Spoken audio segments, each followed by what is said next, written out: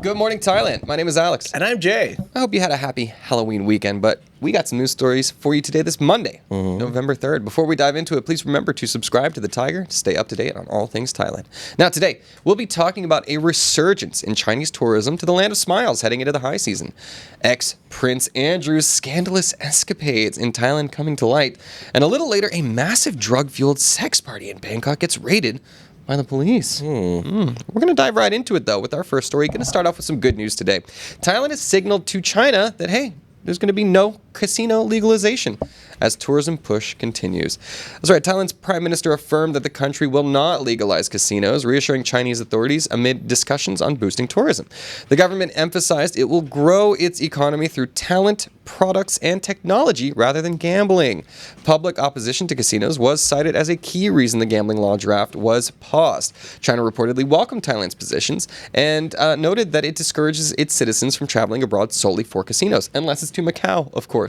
The decision aligns with Thailand's broader tourism strategy while sidestepping the social issues seen in neighboring gambling hubs. All right. That's good news. Hopefully the China, it's so funny because the Chinese can just turn their people on and off like a spigot. Like, all right, we don't like you. No more tourism dollars for you. Okay, now we like you. We're sending them back now. There we go. And it makes such a big impact. So China knows how to throw its economic weight around, and this is a good move by a Newton to try and bring some of those dollars back. That's right. Where is Jack Ma? Your social credit score is going down, Jay. Moving on to our next story. Rare earth deal sparks Thailand-US protest, raises China influence fears. A newly signed memorandum between Thailand and the United States on rare earth minerals prompted protest from civil society groups. Demonstrators argue the agreement was struck without sufficient public consultation and could expose Thailand's policy to U.S. strategic interests. Environmental activists warn of ecological risks tied to mining and processing rare earths in the region, and some academics caution the deal could lead to China exerting trade leverage given its dominance in rare earth refining. The row reflects Thailand's delicate balancing in between major powers and its aspirations in critical minerals markets. Who doesn't love minerals? I mean, this is like the new resource race. So it used to be about like oil and energy resources. Now it's about the rare earth materials. Right. All of our electronics need them. So this is something that China has placed a big emphasis on, and a lot of the world's rare earth minerals come from China itself. So it's very important, of course, in the new arms race is the technology race. Yeah. So Thailand is seeing itself trying to, as it ever is, being the Switzerland of Asia, balance between the competing interests of these massive powers. We'll see. Well, what do you say we take a quick break and hear about Fazwaz? Jay, can you tell us about our sponsor of the day? Well, ladies and gentlemen, this show is brought to you by Fazwaz. If you've ever thought about buying real estate property, check out Fazwaz.com. Yeah, I was just talking with them over the weekend. Did you? It's about time. How was it? It's about time. They got some good stuff, man. I'm ready They to... hooked you up with an agent? Not quite yet. I'm sort of like perusing. I was talking to them socially, so I don't know who am I going to give my commission to. I guess I'm going to figure that out. But Fair. Fazwaz, thank you very much for helping me with my upcoming move. So you are moving. I am. Okay. So yeah. Well, I need a bigger space. Can't walk to work anymore. I might be staying in the same building, just getting a bigger room in the same building. We'll see about it. All right. Anyways, on to our next story, guys. We are going to dive straight into some foreigners behaving badly. And this news broke over the weekend. We got an incredibly high-profile foreigner who behaved badly here in Thailand. That's right. Now, ex-Prince Andrew, he has been stripped of his titles, was alleged to have organized 40 prostitutes to visit his Bangkok hotel. How many prostitutes is too many? Well, is it ever enough? I guess not for him. In new claims, former UK royal envoy Prince Andrew reportedly had 40 sex workers summoned to his Bangkok hotel over 4 days on a taxpayer-funded trip. I'm glad The royal money is getting put to good use. The disclosure comes via his biographer, who says the trip occurred amid royal birthday celebrations and involved senior diplomatic facilitation. Is that what they're calling it these days? These allegations add to the growing scrutiny of his conduct as a UK trade envoy, including past ties to controversial figures. Buckingham Palace has responded to mounting pressure by stripping him of his titles and duties, though he denies the wrongdoing. The Bangkok incident has now brought to light how officials' overseas engagements may have been misused for private access. And again, I mean, what he does in his private time. With public money? Allegedly. Alleged public money. Well, he could have used his own. He's pretty rich himself. Well, he was doing it in his capacity as royal envoy, which is a public position. And but what the hedonism hell is this? It's 40 for us. Have you ever been to those Japanese sushi restaurants with the conveyor belt where the sushi just goes, round and round, and you just pick whatever you want? Yeah. There you go. He just did it with, actual human beings. Yeah. And before you judge, would you if you could? I would not. Honestly. Allegedly. 40? That's too many. I can't imagine. How many is too many? Let us know in the comment section below. Please do. All right. People are crazy, man. Hey, when you've got that much money. You wouldn't? Maybe if I shave, I'll clean my mind. I'm not sure, Jose. We were talking about millionaires and billionaires. How many would a millionaire do? How many would a billionaire? Look, I am not admitting to this on camera, that's for sure. Okay. All right. Anyways. Moving on to our next story. A Russian tourist drunken rampage disrupts store in Pattaya. A heavily intoxicated Russian man causes chaos at a retail outlet in Pattaya, prompting police intervention and drawing attention to the area's nightlife risks. The incident underlines concerns about foreign tourist behavior in Thailand's entertainment hubs. Local authorities highlighted the importance of maintaining safety protocols in tourist zones. Business owners in the area say such disruptions harm the local image and urge stricter enforcement. The episode serves as a reminder of the vulnerabilities in high-traffic tourist towns when rules are ignored. I thought that there was video of this one. I wanted to see him acting a fool, but all the comedians these days are saying really funny, I've done tours in Russia, right? I was in St. Petersburg and then Moscow. What was that island called? Oh yeah, Phuket. The Russians are here in force, and that means that there's going to be some bad apples. And certainly drinking is a heavy part of their culture. I don't know. Have you ever experienced an out-of-control Russian man before? I have not. It's a different breed. Is it? I do have to say. Unfortunately, I don't have many Russian friends. Really? I have so many. You do? Yeah. You're surrounded by Russians. I do. And so sweet. Mostly some of the nicest people. I did meet a paleontologist. Yeah. Shout out was Lisa. Russian. Yeah. Shout out to Lisa. Yeah, if you're watching. Resident, her dad watches actually. Does she? Yeah. Well, Lisa's dad, hello. Oh yeah, so for sure, some of the nicest people in the world. But then, like I said, alcohol abuse is actually a big thing in Russian culture, and it's something that rears its ugly head every once in a while, and unfortunately, the case here. So. Anyways, a couple of naming and shaming, and hopefully that puts more Russians on their better behavior. Yeah. Okay. Well, it's not just the Russian. Uh-oh. We got a lot of sex parties. It never is. Hey, it was Halloween. It was. People were having a good time. Look, Bangkok police raided a luxury suite, disrupting a drug-fueled sex party. Party poopers. Anyways, in a recent early morning operation, Bangkok law enforcement stormed a luxury hotel suite and uncovered an event dubbed the, quote, Golden Mine Party, involving drugs and illegal sexual activity. How bad could it be getting up there? More than 50 officers entered via a hotel back entrance and arrested participants for possession and use of methamphetamine, ecstasy, ketamine, poppers, and of course the paraphernalia to use it.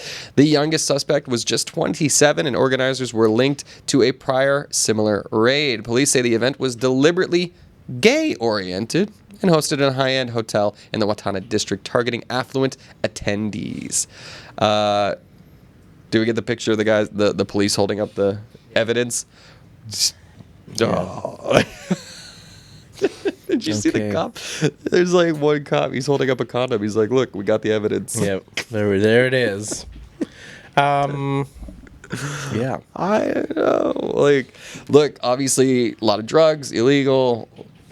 I don't know how the sex was illegal. Like, sex party. The youngest person was 27. These are all consenting adults. 27's not that young. That's what I mean. Yeah. I don't know. But the police made a big deal about this. This went super viral over the weekend. Named and shamed. Obviously, the drug possession is, I think, more of the criminal activity here. I wanted to go until you said gay said Dave Daniel. Look, How does this even get out? well, when you got that many people involved, right? Yeah, Somebody is might the leak hotel something. staff like used to this, or like they are on the lookout? Like, okay, there's one too many people entering this room. Yeah, well, it was just somebody's carrying a gimp around or something like that. I don't know, but it's definitely a funky story. No mention on what kind of criminal charges are being brought yet. Like, so I have a feeling this is one of those stories that's just like kind of big and viral. So I think there will be some updates on this. We'll This try was to at a keep you hotel, posted. right? Yes, I believe so. It was some luxury suite that was rented out specifically for. Why do people the do this occasion. in like luxury suites and hotels? If you could, would you not? If you could, Jay, you were just asking me that 2 stories ago. No, Like, I would do it at a private property. yeah, I guess so. Oh, Jay's advice on criminality. No, I'm not giving you made advice it. on criminal. I'm just saying, We like, it just made makes it. sense. Clearly, I'm not a criminal mastermind. I just have a little bit of logic and some Right. common sense. That's fair enough. Yeah. Anyways, just keep Should your be invite only. right. Should be at a private villa somewhere far away or in a large condo. I want to have security. Yeah. Definitely A lookout. good catering, for sure as well. You're gonna want some snacks in between sessions. Yeah. Okay. Is it illegal to host a sex party in Thailand? Like, that's a good question, right? I don't think so. I think it's just about the. I think it's about the drug fuel. It's like thing. don't ask, don't tell. Can you have orgies? Somebody look that up. Orgies legal in Thailand? If there were like no drugs and gambling and stuff involved, like, I don't see why I not. don't know. Anyways, Anyways, let us invite us, guys. If you ever Who knows? throw Let one. us know. Yeah, thank you. Jose just said you're invited when I get there. happy birthday, Jose. Yeah, happy birthday, bro. There you go. Birthday suits. All right. Oh God. All right. On to our next one, dude. Moving on to our next story. Pattaya nightlife under pressure as tourist demographics shift. What's going on? Deal with the changes. Once the undisputed nightlife capital of Southeast Asia, was it ever? Pattaya's after dark scene is now showing signs of strain as visitor profiles and spending change. Western backpackers and long haul travelers have declined, while regional and budget tourists play a larger role, reducing the average spend per visitor. Many nightlife workers argue that the informal sector leaves them vulnerable when tourist patterns fluctuate. City planners and tourism officials are rethinking the model, moving from purely party-centric to more diverse offerings to stabilize earnings. The evolution highlights how tourism destinations must adapt when their core audience and value proposition shift. It is interesting to consider, and it's this is what they've been trying to do. Like they've been trying to clean up the image of Pattaya, and it's brought in more families and more things to do. I will say, so we had a big show over the weekend. Thank you everybody who watches, who came to watch the show that we did in Pattaya on Saturday. The feedback I get is like, we love when you guys come because usually it's just kind of the same things to do, right? There's like a lot of party life. There's a lot of bars and other kinds of clubs and things like that. But in terms of like cultural offerings, things that it can be oriented to more of the Western audience, there isn't as much. So I think that's something that they need to address if they want to, like if the demographics are shifting, you have to change what's on offer.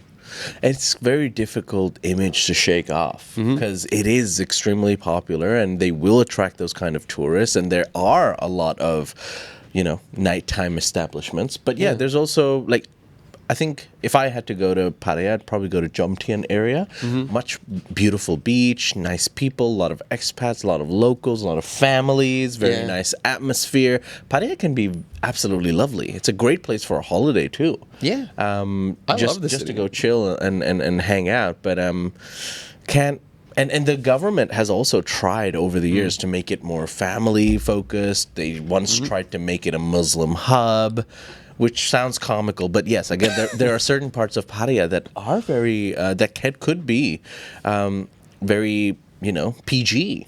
Yeah. Yeah, for sure. It's a big city as well, like dude, two different halves. I absolutely love Pattaya, so I want them to figure it out. A lot of my friends grew up in Pattaya. Pattaya has a lot of international schools. They have a lot of international facilities, a lot of entertainment in terms of water parks, theme parks. They have Khao Kea Zoo is nearby there, I believe. It is, yeah. Near Sriracha. And next to Sriracha, coastal town. But there's a lot to do. Pattaya is actually a cool city, but it's just got an image problem, man, and I don't think it's going anytime soon. Like, well, I mean, I think this shows a sign of a bit of a change. Because if you take the red light out of Pattaya is going to be in a little bit of a snafu. And also, what they were saying, the informal economy, which of course means like the sex workers, is like a thing. I see. I talk about it all the time, if they just make that policy shift, if they legalize and regulate sex work, which is already such a big part of the economy, and these girls are really reliant on it, then it's not shady, it's safer. Both sides feel safer. I mean, how many stories have we done of like ladyboy fights, like where either the ladyboy is getting hurt or the ladyboy is doing the hurting? If this is like more regulated in a safer environment, everybody's going to be better off. So I think that's something to consider as well, particularly for a city like Pattaya. We now officially work for the tourism board of Pattaya. We're trying. We love this country. We want to do well. We do. Yeah. Well, what do you say we take a quick little Fazwaz break before we go into our last stories of the day? Let's do it.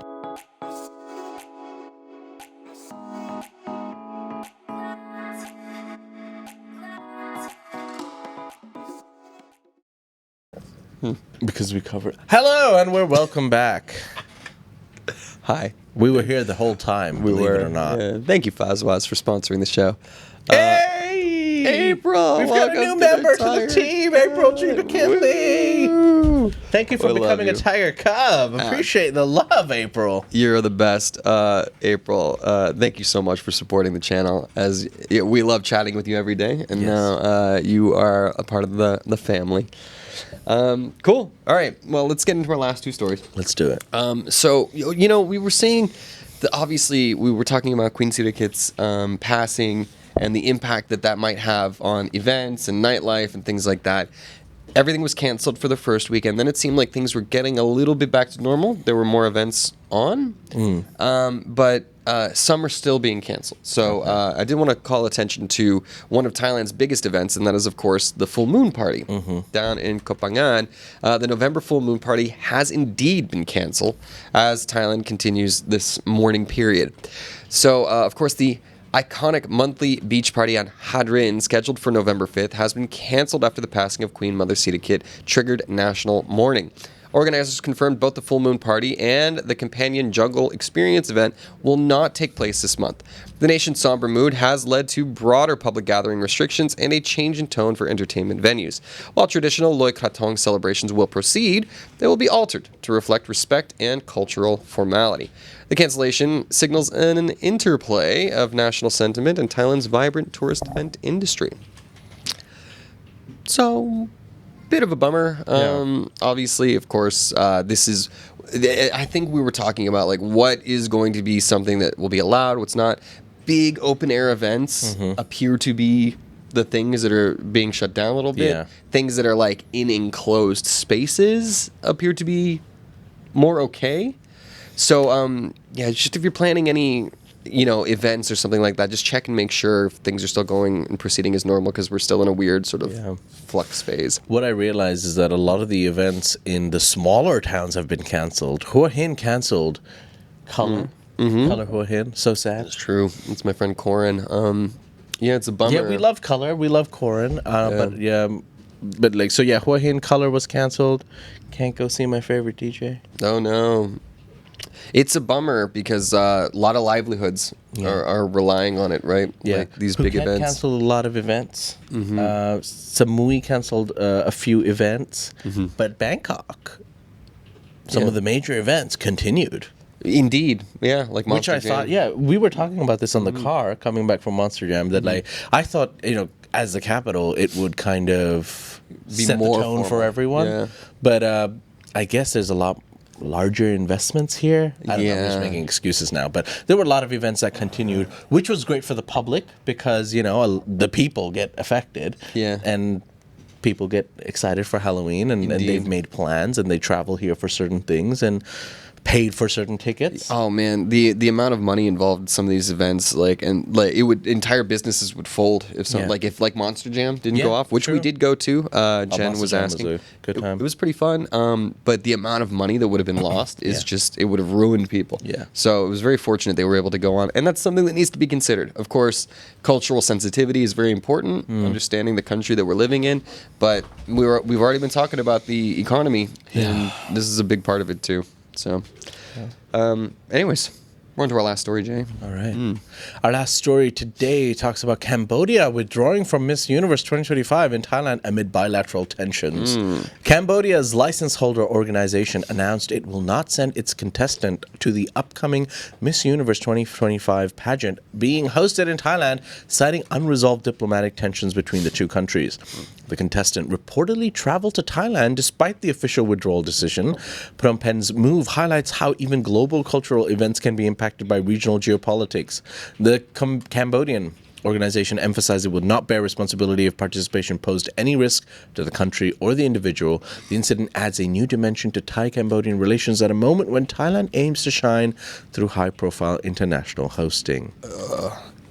Who cares? Boo-hoo. We didn't want you anyways, Cambodia. Whoa. It's BS, dude. It's not the beauty queen. It's the company that I'm holds talking the about rights. Cambodia not doing. This is clearly some political move where they're like, "Oh, she's not going to be safe over there." I'm like, guys, really? You think okay, yeah, fair. what is that? What are you even trying to say? Yeah. This is supposed to be one of those friendly events that's supposed to help improve relations. Let her compete. So the beauty queen So dumb. has actually traveled to Thailand, and I believe her camp plans to participate. What? Say again? Which? Miss Cambodia, Miss Universe She wants Cambodia, to still? her herself, she has traveled to Thailand, Okay. and she does want to Okay, compete good. and Yeah, participate. I mean, good for her. Yeah, She good for should, her. absolutely. Which is why I just hate that they're making this a political thing. It's a beauty contest. I don't know. It's so. Yeah. Ugh, One of our annoying. own, Kaimuk, almost entered, but she didn't fill the form in time. But hopefully in 2026, Mookie, you got Mookie, this. we believe in you, You Mookie. got it. You are our goddess. Indeed. Yeah. And her campaign manager, hot. Of course. Yeah. Dressed in cow chic. Yes. I love it. Yeah. Anyways, I guess that'll do it for the news today, guys. That's it, ladies and gentlemen. Those are some of the stories. You can find more stories on thetiger.com and get involved in the conversation at... ASEANnow.com. That's Thailand's largest English news forum. That it is. Don't forget, we got social media, everybody. We got TikTok, Instagram, Facebook, blah, blah, blah. Anywhere you're scrolling, you can come and find more content you wouldn't see here on the YouTube channel. And also, it's a live show. I want to give a shout out to our newest member, of course, April G. McKinley, who has just become a member today. We have a lot of great members. There's Danny Fan. We got Mark, MNDWGZ. Wayne Lesprance. Wayne Lesprance, man. The family is growing, and every member really helps to support this channel a whole lot, guys. And so we all wanna the say live thank viewers you. as well. Guys, All the right live now viewers we've as got well, about too. 127 people watching us right now. There's about 30 people enjoying it, and we appreciate each and every one of you. Yeah, the show's on at 9:30 every weekday Thai time, so you guys are more than welcome to come join us. Thai time. But we will now say goodbye to our YouTube viewers and hello to the live chat for our wrap up. If you like that story, please like and subscribe. And for more Thailand news, follow us on Instagram, YouTube, or TikTok at The Thaiger, or you can go to thetiger.com and join the conversation.